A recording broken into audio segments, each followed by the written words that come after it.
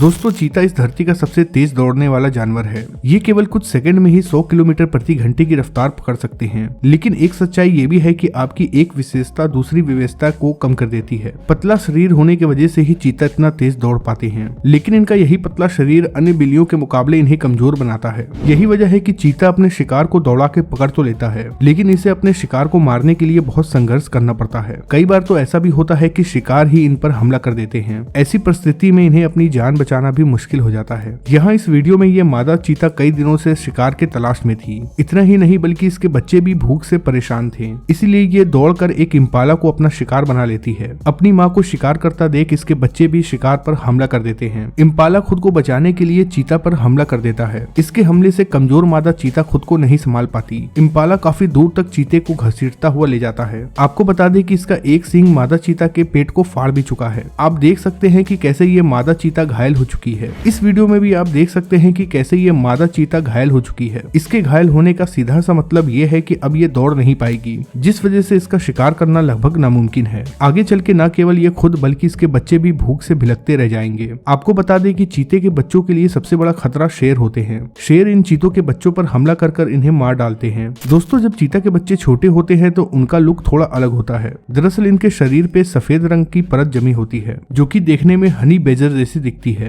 और इनके शरीर का निचला रंग बड़े चीतों के मुकाबले थोड़ा गहरा होता है, जिस वजह से देखने में ये दूर से हनी बेजर जैसे दिखाई देते हैं। दरअसल हनी बेजर एक ऐसे जानवर होते हैं जिनसे पंगा लेने से पहले शेर को भी कई बार सोचना पड़ता है। ये जीव बहुत ही हिंसक होते हैं, चाहे जंगल में मौजूद शेर, चीता हो या फिर सांप, ये सबसे पंगा ले लेते हैं। दरअसल इनका शरीर ऊपर से बहुत मोटा होता है, जिसे शिकारी जानवर आसानी से नहीं काट पाते हैं। अब जाहिर सी बात है कि हनी बेजर जैसे जानवर का डुप्लीकेट होने का फायदा चीता के बच्चों को मिलता है। चीता के छोटे बच्चे तकरीबन 6 महीने तक हनी बेजर जैसे दिखाई देते हैं। उसके बाद इनके शरीर के ऊपर मौजूद सफेद बाल उतर जाते हैं और फिर चीता के बच्चे चीतों के जैसे दिखाई देने लगते हैं। दोस्तों एक सच्चाई ये भी है कि चीता के केवल 30% बच्चे ही बड़े हो पाते हैं, जबकि 70% किसी बीमारी की वजह से या फिर शेरों का शिकार होने की वजह से मारे जाते हैं। कई बार तो ऐसा भी होता है कि शेर बड़े चीतों को भी अपना शिकार बना लेते हैं। वैसे आपने चीतों के बहुत सारे हमलों के वीडियोस देखे होंगे, लेकिन आज हम आपको दिखाने जा रहे हैं कि कैसे चीता ने गलत जानवर से पंगा ले लिया। चीता वर्सेस हिप्पो। इस वीडियो में ये चीता इस हिप्पो पर हमला करने आया था, लेकिन हिप्पो को इस पर गुस्सा आ गया, जिस वजह से हिप्पो इसे दौड़ाने लगा। जैसा कि हमने आपको बताया था कि चीता की दौड़ने की रफ्तार बहुत तेज होती है, लेकिन दोस्तों हिप्पो भारी भरकम होने के बाद भी अच्छी खासी स्पीड में दौड़ सकते हैं। लिहाजा आप देख सकते हैं कि कैसे ये हिप्पो इसे दौड़ा रहा है और जल्द ही ये चीता को पकड़ भी लेता है।